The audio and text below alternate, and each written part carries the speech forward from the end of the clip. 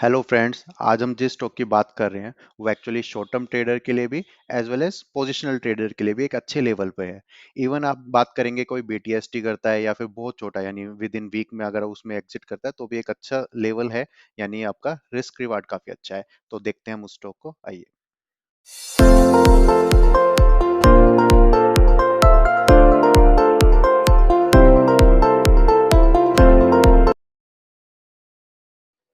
हम Nifty analysis नहीं कर रहे हैं, बट हम एक चीज यहाँ डिस्कस करते हैं। काफी लोग सोचते हैं कि हमारा पैटर्न फेल क्यों हो गया, लाइक हमने इतना अच्छा हेड एंड शोल्डर पैटर्न बना था या inverse head and shoulder pattern बना था, रेंज ब्रेकआउट हुआ था, वॉल्यूम भी अच्छी थी, फिर फेल क्यों हो गया। तो रीजन होता है, कई बार क्या होता है, उस सेक्टर में बाइंग नहीं आ रही, उस सेक्टर में प्रॉफिट बुकिंग चल रही है, या उस सेक्टर में ही आपकी सेलिंग ही चल रही थी, उस स्टॉक में जो अच्छा चल रहा था, बट वो एज अ पूरा सेक्टर की वजह से आपका वो डाउन जा रहा है। सेकंड, जैसे आपका मेजर सेक्टर यानी निफ्टी हो गया, अगर आप निफ्टी में देखोगे अभी हमारे पास क्या है, एक रेजिस्टेंस है, ट्रेंड लाइन, जिसको ये फॉलो कर रहा है हमारा अक्टूबर 21 से। तो आप देखेंगे इस पॉइंट पे अगेन अगर आप देखेंगे, यहाँ पर अगर ये रेजिस्टेंस लेता है, ठीक है, अगर कोई भी सेक्टर इस तरह से डाउन जाता है या फिर 200 डीएमए को टच करने के लिए, तो ये तो हुआ एक शॉर्ट टर्म स्विंग। लेकिन शॉर्ट टर्म स्विंग में आपका क्या होगा, आपका अच्छे से अच्छा सेटअप होगा, आपने अच्छे से अच्छा कोई भी अपने पैटर्न लिया होगा, चाहे वो कोई भी हो, चाहे कोई भी ऐसा ब्रेकआउट दे रहा हो, तो आपका क्या होगा, वो उस शॉर्ट टर्म के लिए वो फेल होगा।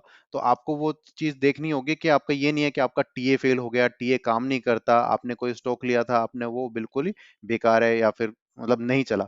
वो ऐसा नहीं होता, वो यही होता है कि आपने कोई स्टॉक लिया और वो उस पॉइंट के लिए, उस टाइम के लिए वो होल्ड पे चला गया, राइट। तो आपको ये देखना है कि आपने, अगर आप यहाँ पर देखते हैं कोई किसी तरह की ऐसी कैंडल, बियरिश कैंडल, तो आप अपना प्रॉफिट बुक करें। या फिर अगर आपका स्विंग ट्रेड है, आपका पोजिशनल ट्रेड है, तो ऐसे नहीं कि जस्ट से बस बुक कर लिया, आप उसमें क्या करेंगे, अपना स्ट्रिक्ट स्टॉप लॉस ले लीजिए। ठीक है, स्ट्रिक्ट स्टॉप लॉस यानी ऐसी एक बड़ी कैंडल होती है तो उसका विक लो ले सकते हो। अगर आप देखोगे ये गैप है, तो गैप के बाद अब मैं क्या करूंगा, अब ये मैंने देखा था कि मेरा जो गैप फिल हुआ है, गैप फिल होने के बाद उसने यहाँ पर सस्टेन किया, तो ये लो एक तरह से मेरा, ये हम निफ्टी पे हम ऐसे नहीं लो लेकर चलते, मैं एग्जाम्पल के दे रहा हूँ, स्टॉक में आपके इस तरह से एक पर्टिकुलर लेवल की इंपॉर्टेंस देखनी है आपको कि वो क्यों था वहां पे, किस तरह से उसने रेंज बनाई थी, किस तरह से ब्रेकआउट किया था, क्यों किया था, और उस लेवल को आप अपना ट्रेलिंग स्टॉप लॉस बनाकर अपने स्टॉक को फिर राइड कर सकते हैं। हो सकता है वो स्टॉक आपकी निफ्टी के साथ गिरे ना, तो ऐसे ही झट से बस एग्जिट नहीं करना है, कभी भी आपको लेकर चलना है उसको साथ में। ठीक है, फेल होता है तो कोई नहीं, आप उसमें री एंट्री कीजिए, फिर से वो सस्टेन करेगा, चलेगा। चलो अपने स्टॉक पे चलते हैं हम यहाँ पर। तो इसीलिए मेरा कारण था बताने का कि हो सकता है कोई चीज फेल हो, तो जरूरी नहीं है कि आपका पैटर्न ही गलत है। तो सबसे पहले हम बात करेंगे गुजरात अपना फ्लोरोकेमिकल। तो ये स्टॉक है, इसमें क्या इंपॉर्टेंस है हमारी कि हम एक स्विंग ट्रेडर भी इसको ले सकता है, एक शॉर्ट टर्म ट्रेडर भी। सबसे पहले हम देखेंगे, अगर इस चार्ट को हम यहाँ से एनालिसिस करना शुरू करते हैं इसका, तो ये सबसे पहले इसने हमें मौका दिया था इस पॉइंट पे। ठीक है, और इस पॉइंट पे हमने ये एंट्री भी की थी। ठीक है, तो मैं बताऊंगा जिसने पहले एंट्री की है उसका भी क्या टारगेट बनता है, और अब करंटली कोई टारगेट करेगा, एंटर करेगा, तो उसका भी क्या टारगेट बनता है। तो सबसे पहले आप देख सकते हैं इसने एक ट्रेंड लाइन ब्रेक की। अब इसकी इंपॉर्टेंस क्या बनती है, यहाँ पर एक जो पोजिशनल ट्रेडर है वो क्या देखेगा, और एक शॉर्ट टर्म ट्रेडर है वो क्या देखेगा। तो आपको ये चीज मिस नहीं करनी है। मैं इस पर क्लिक करता हूँ, डबल क्लिक। आप देखेंगे जब से ये स्टॉक चल रहा था, हमेशा इसने एक पॉजिटिव बायस दिया है। ठीक है, अच्छी वॉल्यूम, फिर शॉर्ट टर्म आपकी सेलिंग, या फिर शॉर्ट टर्म आपकी वॉल्यूम के साथ एक छोटी छोटी डोजीज बनाई है, मतलब ऐसा कुछ आपका हार्ड बहुत बुरी तरह से कोई ऐसी सेलिंग नहीं आई है। ठीक है, तो ये क्या बताता है कि बहुत प्रॉपर ट्रेंड है। जब से निफ्टी यानी अक्टूबर से आपका देखोगे तो ये स्टॉक अब भी ऊपर चल रहा था, सॉरी हाँ, अक्टूबर से देखेंगे आप हायर हाइज ही बना रहा था। अभी इसने क्या किया, एक रेंज बनाई। लेकिन उस रेंज में आप देखोगे जो लास्ट आपकी वॉल्यूम आई थी, उसके बाद से कोई भी एक हैवी वॉल्यूम आपकी नहीं है यहाँ पर, राइट। लेकिन फिर से आपकी जो हैवी वॉल्यूम आनी शुरू हुई है, वो कब से आनी शुरू हुई है, इस कैंडल से। इस कैंडल पे देखेंगे, प्लस ये आपकी, मैंने अभी जो आपको ड्रॉ करके दिखाया था, ये एक ब्रेकआउट कैंडल भी बन रही थी। आप बोलते हैं कि मैं ट्रेंड लाइन नहीं देखता, मैं हॉरिजॉन्टल लेवल देखता हूँ, तो भी आप देखेंगे इस पॉइंट पे वॉल्यूम आई, 3 कैंडल्स में कोई सेलिंग नहीं, कुछ नहीं, अगेन एक अच्छी वॉल्यूम आई। अगर आप यहाँ पर बाय करना चाहते हैं तो यहाँ पे कर सकते हैं, क्योंकि ऐसा ही चलेगा, कोई यहाँ पर बाय करेगा, कोई किसी रीजन से इस पॉइंट पे बाय करेगा, किसी रीजन से कोई इस पॉइंट पे बाय करेगा। तो ऑब्वियसली आपको यहाँ पर नहीं देखना है कि ऐसा नहीं है कि कम सेलिंग है तो वो ऊपर ही जाएगा, कम सेलिंग के साथ भी वो आपका स्टॉक गिर सकता है। और स्टॉक आपको ये नहीं है कि आपको जो भी लो वॉल्यूम है आप उसको होल्ड करेंगे, क्योंकि वो भी 33% भी डाउन जा सकता है। तो आपको क्या करना है, रिवर्सल के लिए आपको ये चीज देखनी है, ना कि होल्ड करने के लिए, राइट। तो सेकंड चीज हमने देखा, ये अच्छा चला। सेकंड आप क्या देख रहे हो, एक जो हायर ऑल टाइम हाई के ऊपर आपने रेंज बनाई है, तो मैं हमेशा आपको बोलता हूँ, आपने अगर वीडियोस में देखा है काफी बार, या तो मेरी रेंज के नीचे इस तरह से, सॉरी, रेजिस्टेंस के नीचे ऐसे रेंज बनाए और ब्रेकआउट दे, या फिर मेरे पास क्या है, उसी सेम लेवल के ऊपर रेंज बनाए और फिर ब्रेकआउट दे। ये दोनों मेरी पॉसिबिलिटीज हैं कि मेरे पास एक अच्छा स्टॉप लॉस होगा। अब एक कोई शॉर्ट टर्म ट्रेडर है, उसके पास क्या स्टॉप लॉस है, ये मेरा एक स्टॉप लॉस हो गया। कोई लॉन्ग टर्म ट्रेड पोजिशनल लेना चाहता है तो उसके पास क्या हो गया, ये स्टॉप लॉस हो गया। तो कितना आसान बन जाता है कि एक रेंज है, आपको एक ये यहाँ पर बाय करना था, ये आपका ब्रेकआउट आ गया। अब इसमें हम टारगेट कैसे देखते हैं, तो सबसे पहले जिसने ऑलरेडी यहाँ बाय किया हुआ है, हमने बाय किया था पहले और ऑलरेडी मैं यहाँ पर एग्जिट कर चुका हूँ इन किसी कैंडल में से, रीबाय किया है मैंने अभी थर्सडे को, 11 अगस्त को मैंने रीबाय किया है इसको, ठीक है। जो सेम रीजन मैं अपने लिए बता रहा हूँ, वही रीजन आपको बता रहा हूँ, उसी सेम रीजन से मैंने बाय किया है। अब टारगेट कैसे निकालते हैं, ये है अनचार्टेड टेरिटरी में, ठीक है। जब अनचार्टेड टेरिटरी में कोई चीज होती है तो इट मीन्स मैं ये नहीं बोल सकता कि देखो यहाँ पर पहले रेसिस्टेंस हुई थी, आप पैटर्न का टारगेट छोड़ो, हम क्या करते हैं, इस रेजिस्टेंस पे एग्जिट कर लेंगे, यानी फर्स्ट टारगेट होगा। बट यहाँ पर हमारे पास वो फर्स्ट टारगेट भी नहीं है, तो हमारे पास दो तरीके हैं, एक तो क्या, फिबोनाची एक्सटेंशन यूज करने का, मैग्नेट ऑन करते हैं, first point, second point, third point. तो फिबोनाची हम जब ऊपर के लिए हम टारगेट निकालते हैं तो इस तरह से फर्स्ट सेकंड थर्ड पॉइंट देते हैं। तो उसमें हमारा सबसे फर्स्ट टारगेट क्या होता है, 61.8। तो ऑब्वियसली ये वाला जो टारगेट है ये तो ब्रेकआउट ही था हमारा।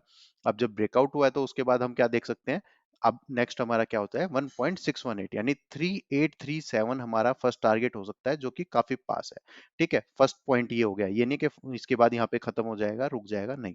फर्स्ट पॉइंट ये हो गया। सेकंड हम क्या देखते हैं, 2, यानी 4180 यानी अराउंड 4200 के पास हमारा सेकंड टारगेट बनता है, ठीक है। थर्ड टारगेट तक बात की बात है, क्योंकि उसके बाद हम देखेंगे कि हाफ बुक करना है बीच में, किस तरह का ट्रेंड, किस तरह का पैटर्न बनता है, ठीक है। सेकंड क्या बनता है, आप देखोगे ये एक inverse head and shoulder type pattern बना था। अगर इनवर्स हेड एंड शोल्डर आप बोलते हो कि नहीं ये तो एग्जैक्ट नहीं है, कुछ नहीं है, ठीक है, कोई इशू नहीं है, आप इस रेंज को देखो।